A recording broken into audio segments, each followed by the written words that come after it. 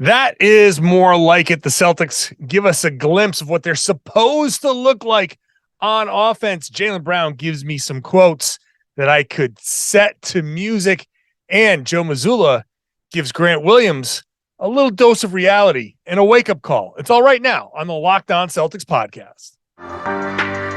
Be ever ready. Recognize the city of champs. Boston, baby, we do what you can't. Locked on number 18, Tatum and Brown, J-team, step back.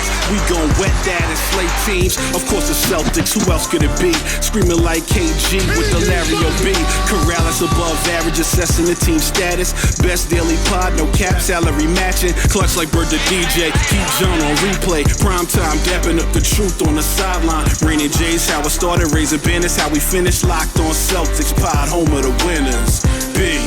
Hey there, welcome back to the Locked On Celtics podcast, right here on the Locked On Podcast Network, where it's your team every day. And I'm here for you every day with a free, fresh podcast dropped directly to your device if you're a subscriber. So make sure you're subscribed wherever you get your podcasts. Also, watch the show on YouTube. You can hop into a growing community of Celtics fans, 10,000 subscribers. Thank you again for letting me hit that milestone. Lots of people in the comment sections having a good conversation there. I'm John Karalis. I cover the Celtics for Boston Sports Journal, and I've written a book called Boston Celtics All-Time All-Stars. I played the game once upon a time. Today I'm coming to you after the Boston Celtics 117-113. It shouldn't have been that close win over the Cleveland Cavaliers. Later on in the third segment, Grant Williams, DNP coach's decision. What? Really? Interesting move, Joe Mazzulla. I'll talk about that in the third segment. We'll get to some of the individual performances in the second segment. Al Horford, Robert Williams, Marcus Smart, Jaylen Brown. I feel like everybody, we talk about guys being a star in their role. Kendrick Perkins, all the guys who talk about the 08 team, that's what those guys were. And I just did the whole book thing with Perk, and one of the conversations we had on stage was Doc telling him, be a star in your role. I feel like we saw that, especially in the second and third quarters. I want to start, though, with those second and third quarters where the Celtics showed what they could actually be. I talk about, and Tom in yesterday's podcast kind of played into all of this. I talk about how the Celtics, they really should get that top seed. They really should be gunning for that top seed. You want to have that home court in every series. You don't want to have to travel right away. You don't want to add any extra miles, any extra trips up in the plane. Team plane be damned. I don't care. I don't want a guy up in a pressurized cabin. I don't want a guy having to travel and pack and sleep in a hotel bed. I want as much normalcy as possible. So I want that top seed. That's what I want for the Boston Celtics. However, one of the kind of side effects of if you fall to 2, and maybe you play instead of Cleveland in the second round, which if they stay where they are, a 1-4 series would be Celtics Cleveland. That's kind of what made this game so important. A 1-4 series, you kind of want to send a message to say, hey, if this is 1-4, I want to let you guys know that it's not going to be as great a matchup as you think, and we're here to kind of wax you guys a little bit. But if you fall to 2, you get Philly, and Boston just kind of has a thing with Philly, and they can beat Philly, and most people are sitting there saying, yeah, maybe we do want Philadelphia in the second round. So this game really was kind of important. And I thought that second quarter, third quarter, where the Celtics outscored Cleveland by 20, 70-50. That's a big number to put up over 2 quarters, 70 points. Jayson Tatum put up 33. He had 33 points, 10 rebounds, and 6 assists in the second and third quarter alone. That's how good he was. And he did it by attacking first. I said that Jaylen had quotes that I could set to music. And this is it. After the game in the locker room, he was asked, about the Knicks game. And he said, now he didn't play, so he's watching from home. We started off the game shooting way too many threes. Right away, boom, I'm hooked. You got me, JB. You got me. You're speaking my language, buddy. And he says, even tonight, we didn't start off the game shooting fantastic, but being able to score in transition, get some open shots, creating for others, open the game up for everybody. And then later on, he talked about the three-pointers again. Asked about the three-pointers. He said, you got to get those paint touches first. Oh, boom, baby. Yes, give me that sweet paint touch quote. Set this thing to a standing baseline, a guy playing the little drums with the brushes, and just one cool dude in the back with an old trumpet that he's had for like 30 years. And he says, usually I'm that guy. Usually I'm the one creating that paint threat, trying to sneak the defense in a little bit, create that pressure for us to get open threes. I think there's a difference between just swinging around the perimeter a little bit and not having the physical presence in the paint.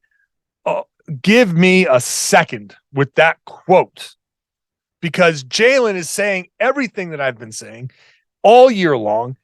Do not just swing the ball around the perimeter. That's fake ball movement. Get it into the middle, collapse the defense, kick it out. And what do you know? The Celtics, when they started attacking, even with Evan Mobley, even with Jared Allen, even with all those guys out there, it doesn't matter. When you attack, when you move the ball and you say, hey, we're still going to attack and they're still going to collapse, even if the guy attacking has no intent on actually scoring, they're not going to let you just get into the if I collapse the defense and I get into the middle of the paint, they're not going to say, well, he doesn't want to score, so we're just not going to guard him in the middle of the paint. No one's going to say that. Your primary instinct is to protect the rim. So even if you drive and you say, yeah, I expect their bigs, everybody to collapse and really keep me from getting to the rim, I'm just going to kick it out to that guy who suddenly seems very wide open. And if they recover, they're scrambling. So swing. Oh, they recover to that? Swing. Keep swinging. Keep going. The Celtics ran some early offense in the first quarter, and it was just gorgeous basketball. Horford throwing an alley-oop to Robert Williams. It's just everything going the way it should be going, because the Celtics didn't care that there were shot blockers there and settle for threes. They got into the paint anyway, relied on using natural human instincts and said, yeah, we're going to get them to collapse the defense, and then we're going to start spraying, and then we're going to start kicking. After the game, Joe Mazzulla was asked if the Celtics took enough three-pointers, and he said no, because the Celtics took 32 three-pointers, but they made 16. I feel like they took enough because that's what the game asked for. 32 three-pointers. That's perfect. They shot 39 of 78, 50%. Perfect. 16 of 32 from three. Great. Those were the shots that you worked for. Those are the shots that you got. The Celtics ended up taking, and I know Joe Mazzulla is going to hate this. They took 78 shots to the 92 that the Cavs got. But the Celtics hit 6 more of their three-point attempts. The Celtics won the free throw battle by 10. And let's be fair, the Celtics did get a little bit of a gift here with the Cavs missing a ton of free throws. The Cavs went 13 of 21 from the line. Celtics were 23 of 28. They got more free throws, though, because they were aggressive. Tatum got going because he was aggressive. Tatum, 4 of 6 from 3. He took 2 early three-pointers, no passes, no side. He just sidestep. He airballed one. It was the end of the first quarter. The Cavs got a leak out with 3.5 seconds on the clock. They get the length of the floor in a dunk in 3 seconds. Tatum misses his first 2 three-pointers. But then in the second quarter, He gets the putback, that big monster putback slam. He gets to the rim. He gets to the line. He took 14 free throws in this game. Perfect. 41 points. He only took 6 3-pointers. Love it. That's how you do it. That's how you run this offense. That's how you do it. I don't care that they only got 78 shots because they got quality shots. Quality over quantity for me. Give me the good looks. Give me the hard work, because what you're going to get instead of shot attempts is free throw attempts. You could have taken 10 more jumpers, but you would have taken 10 fewer free throws or 15 fewer free throws. So Tatum, perfect game for me. Almost perfect. Just beautiful. It was an absolutely beautiful game. We'll get more into some of these other individual performances in just a second. First, today's show brought to you by FanDuel. FanDuel is the official sportsbook partner of the Locked On Podcast Network. We're psyched to have them on board. And you're saying, well, I'm new to FanDuel, because if you're in Massachusetts, FanDuel is not even yet available. It's going to be very, very soon. But you, as a new customer, now you get the no sweat first bet of up to $1,000. That's bonus bets back if your first bet doesn't win. So just download that FanDuel Sportsbook app. It's safe, it's secure, super easy to use. Tons of ways to get the money in. You can get the money out directly into your bank account. You can get it as soon as a couple of hours in many cases. And you can bet on anything, everything from the money line, the point scores, to 3-pointers drained. I feel bad for the people who bet Celtics plus, I think, 4.5 or 5 after this game, because the Celtics botched the ending of this game. Donovan Mitchell came out, and it seems like the entire Celtics team just said, you know what? He's out. They quit. We're done. And in the matter of like a minute and a half, the Celtics lead went from 15 to 5. And a late Darius Garland 3-pointer made it a 4-point game. So you got to know what you're doing here. And this is why I tell you to gamble responsibly. That was a tough one. But if you want to take a shot at it, don't miss your chance at a no sweat first bet of up to $1,000 in bonus bets when you go to FanDuel.com/lockedon, FanDuel.com/lockedon. Learn more there. Make every moment more with FanDuel, the official sports betting partner of the NBA. Again, please gamble responsibly. Thanks for making Locked On Celtics your first listen every day. Head on over to Locked On NBA. That Locked On NBA feed has a couple of great podcasts. The Locked On NBA podcast, which I host on Wednesdays with Jake Madison. Big picture look at the league every day, the big stories. Locked On Game to Game is something you'll hear me on that as well, giving my take on what happened in the game, usually about a minute and a half from each side on what happened in the game. Great way to get caught up on both sides of the story. Check both out wherever you get your podcasts. More on the individual performances here. I thought everything worked out so great for the Celtics. I thought we saw stars in their roles in this game. Al Horford, 8 of 10, 23 points, season high, 6 of 8 from 3, 6 makes from 3 is a career high, ties a career high, 23 points, 11 rebounds, 3 assists. Just, he was unstoppable, on fire, hitting everything. I still want to, I guess, go back to Jayson Tatum for just a second, because I thought his overall game, 11 rebounds, 8 assists. He led the team with 8 assists. He led the team with 41 points. He, aside from the bigs, 62% shooting from 3. 62% shooting overall, 66, 4 of 6 from 3, almost 67%. 11 of 14 from the line. The aggressiveness, that was as good a Tatum game. After all of the stuff, I still feel like he needs rest. And after the game, he talked about, I just love playing so much, and Brad Stevens has asked me to play a little bit less. People after hearing that, people were saying, "Oh, I'm so encouraged, man. I love hearing that from a player." And I'm like, "Yeah, that's great. I love hearing that from a player too. I'm glad that he wants to play." Also, team force him to play less. Because one of the things I was worried about with Tatum is the recent stretch of, oh, he shoots 30%. Now he shoots 60%. What's he going to shoot on Friday against Brooklyn? He's going to still shoot 60%.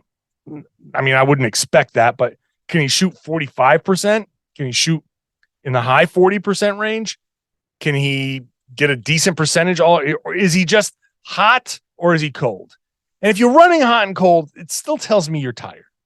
And maybe the homestand will help him out.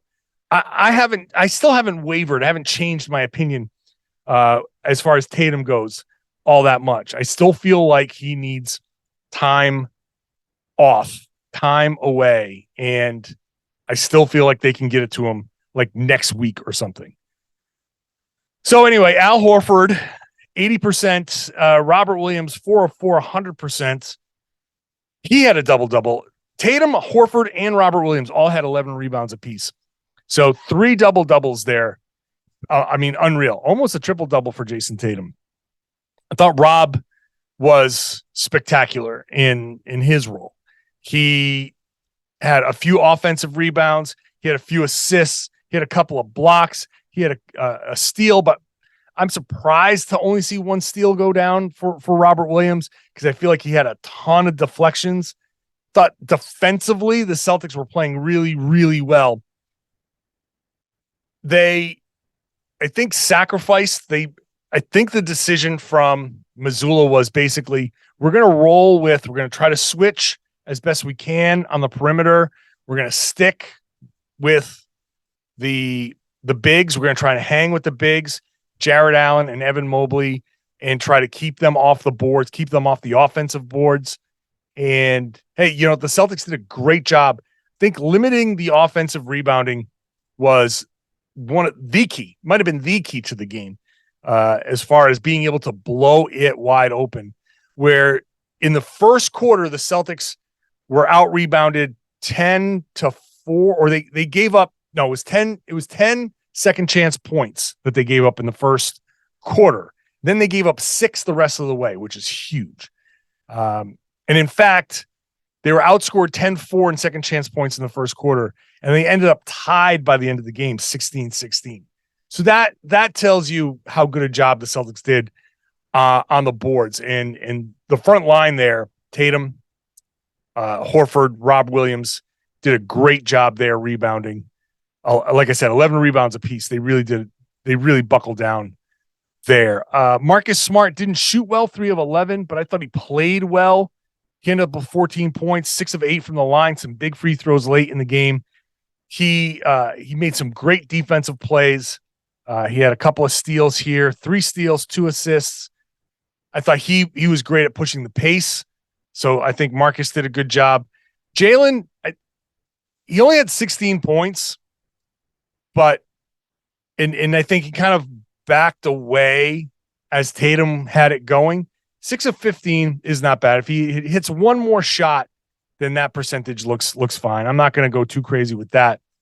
I thought he managed the game really well. 4 assists, 3 rebounds. I mean, a couple of mistakes there, a couple of turnovers, but Jaylen had, I think, a pretty good game for himself as well. And so at the starting 5, this might be the most encouraging game so far for that starting 5, for those 5 guys that we look at as the starters for this team here, the starters that we're looking to rely on moving forward. The bench, surprisingly not productive in this one. Malcolm Brogdon had a bad game, only 2 points. They feel like every once in a while Brogdon just delivers a stinker. He had 2 horrible turnovers at the end of the game where it looked like the game was in hand, and he just whatever, step out of bounds, throw the ball away. Darius Garland hits a 3-pointer. All of a sudden, it's like a 7-point game. And I really do feel like Donovan Mitchell came out of the game It was like 15 or 16 at that point, and he said, all right, I'm done. And when Donovan Mitchell said, I'm done, the Celtics said, oh, the Cavs are done. They give up. And so we're just going to screw around a little bit. And they finished the game so poorly where it looked like the Cavs were one shot away from getting into clutch time. It already became a clutch game, actually. Like, this game should have been just a blowout. This game will actually be on the 2-minute report now. So that's interesting. But the Celtics, I'm not going to fault them so much for that. I feel like they should have obviously closed this out. Very obviously should have closed this out. But I feel like once you saw Donovan Mitchell come out, they were like, okay, here we go. And they just started, they let go of the rope, and they were expecting garbage time, and it never came. The Cavs kept on playing. Credit to them. They kept on playing. So, but the bench, Brogdon, not really, nothing there. Derek White was, okay. 5 assists. That's nice. But he's just kind of like, for the first time in a while, just kind of like a generic, oh yeah, he played. It was a game. Sam Hauser hit a couple of shots. He had a great stretch there where he had one stretch where he played really, really good defense. I think it was on Garland. Forced the miss, came down, hit a 3-pointer. That was really good. Hauser gave him a really good lift. That was in the second quarter. So he did a good job. Mike Muscala, this is the interesting part of the night. Mike Muscala gets 11 and a half minutes. Grant Williams gets none, 0 minutes. And Muscala didn't shoot well at all. But like I said earlier, the Celtics seem to sacrifice a little bit of their perimeter. They said, Donovan Mitchell, you guys got to stop Donovan Mitchell. And we're going to try to give you some length on the back end. But basically, we're not going to get crushed on the offensive rebounds. So if you can't stop Donovan Mitchell, that's on you. The other guys, the tall guys, they're just boxing out and ready for a rebound and not giving them second chances. And that strategy basically worked. And I guess the question becomes, well, why couldn't Grant Williams box out? He should be able to box out, right? I'll talk about that in a second. Grant Williams, a DNP coach's decision. That's tough. That is tough. When you're a rotation player and you expect to get minutes, you expect to be the first or second guy off the bench. Okay, Derek White's on the bench, maybe third guy off the bench at the worst, and you aren't. You're the no guy off the bench, the last guy off the bench. They didn't even give him garbage time, which would have been an embarrassment, a true embarrassment. If that game had gone to 20 minutes, and maybe Grant Williams should be thankful that they didn't close out strong, so he could just fade into a one-night story. You didn't play. That's it. I feel like if he got out there for garbage time, it would have just enhanced the spotlight to say, oh yeah, here's Grant Williams. Wow, he really didn't play this whole time. And now you get the end of bench treatment. I think it's a wake-up call, and it needs to be a wake-up call. And I'm the one who came here and said, guys have to be good with coaches' decisions with this depth. Grant Williams has to be good with this. He has to be good with this. Now, I was talking about closing a game. I was talking about Marcus Smart when Derek White was playing great. This was against Philly. But Grant, I'm surprised. I'm surprised. And I think, as I've said on this podcast before, Grant Williams is going to be incredibly important to this team.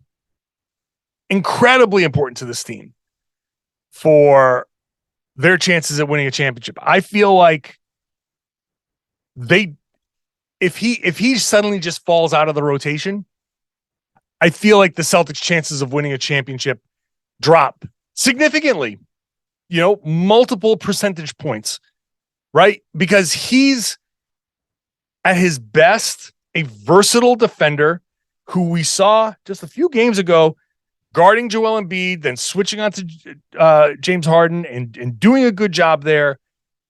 But he's also a guy that needs to hit shots. You need to be able to count on him in that corner to hit 3-pointers and take 3-pointers and make the defense commit and make plays, just the right plays.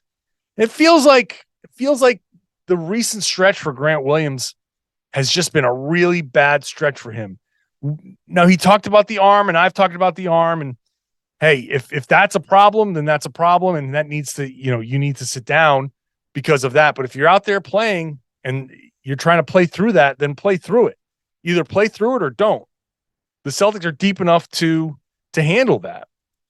So they go with Mike Muscala, and the decision, I don't know, sort of works, partially works, because it does allow them to stay big. And as Mazzulla said postgame, if you were listening to the postgame where he talks about it, let us stay in 13 a little bit more, that just means you're switching 1 through 3. If you see Mazzulla or hear Mazzulla, if you're close enough, and he's calling out defensive strategies there, 13, 14, 15, that's 1 through 3, 1 through 4, 1 through 5. And so if you call out 14, that center is not switching on that particular play. And you got to know, I'm fighting through this pick. I am not switching. We're in 15. 14, I'm sorry, 14 is that. If you're in 15, everybody's switching. Maybe I just misspoke. If you're in 15, everybody 1 through 5, everybody's switching. If you're 1 through 4, 14, the center is not switching. 13, neither big is switching. You're only switching along the perimeter. The bigs are staying home on their guys. That's the defensive. That's the call. So after the game, Mazzulla said it allowed us to stay in 13 for longer. And he said it was just matchup based, just matchups on the offensive end as far as spacing the floor and having rim protection. That says a lot. I mean, you can say that Grant doesn't space or should space the floor, but he doesn't protect the rim. Then if Joe has said by this point that if you need rim protection, you can't play Grant Williams. Well, now that makes the playoffs interesting. It does. I'll have to think about this a little bit more and maybe dive into it a little bit more tomorrow. But it's a clear wake-up call. Hey, Grant, I'm willing to play Mike Muscala in your place if you're not giving us the things that we need you to give us. Now, hey, anybody who's played the game at an organized level for this long, for any length of time, you know what a slump is. You know what it's like to go through a time where you want to do something, your body's not doing it, your head's not there. Something could be something personal, could just be a funk that you're in. Something could feel off. Maybe it is an injury. Lord knows, I know the feeling, and plenty of people at various levels of all of basketball, you know the feeling. The problem is at the NBA level, it's a cold business. And you could be sitting there saying, hey, man, I think I'm worth $20 million. And all of a sudden that $12 million offer comes around because you became DNP coach's decision at the end for good reason. That's tough. And I wouldn't be surprised if Grant is sitting there wondering, am I screwing up my money? He might say he's not, and maybe he isn't. I'm not saying that he is, but he could be. And it's not out of the question that a guy who is a restricted free agent and who feels like he's worth a certain amount, but isn't in a position of power to say, well, I'm going to sign my qualifying offer because that you don't want to do that. He's not that guy. Zion Williamson was that guy. You know, LaMelo Ball before he broke his ankle was potentially that guy. That you gotta come in here and sign. You're fighting for a contract, and those extra millions matter. So I wouldn't be surprised if the bad games, the off nights pile up inside Grant's head, because you have a few of those and it could be like, well, there goes. Maybe it's 19-5. No, there's another bad game. Maybe it's 19 that I should be asking for. Oh, that was a really bad game. Oh, DNP 17-5. Like you can be doing that math in your head. That's the business of the NBA, man. That's the cold, hard life of the NBA. You could be riding high one night, and then you have a bad stretch in a contract year where you're not in a position of power, and who knows? So Grant, whatever it is, because I do believe in Grant Williams. I do believe that he's a really good player. I do believe that he is a piece of a championship puzzle for the Celtics. He is part of a dominant bench. He is part of Boston's incredible depth, and they will need him. They will need him. He has to get his mind right, his body right, whichever one is bothering him most, both if he can. You got to do it. You got to get it right, or else this whole thing is in jeopardy. And I'm not overstating that. To make up for the loss of Grant Williams puts a lot more on Tatum and Brown. And you can say they can do it, and they can do it, but for how long and how much of an added toll does that put on their bodies? How much extra pressure does that put on everybody? I don't like that possibility. You want to have everybody healthy physically and mentally. So this is a hell of a wake-up call for Grant Williams. Very, very curious to see how he responds. And that answer might come on Friday night against the Brooklyn Nets. So we'll see how that goes. I will throw you a little bonus podcast afterwards. It might be 15 minutes, but it'll be a shorty, but it'll be a good one. And unless the Celtics get embarrassed somehow, in which case I won't, because no one's going to listen to it. But if it's a good game, I will certainly give you a bonus podcast for your Saturday.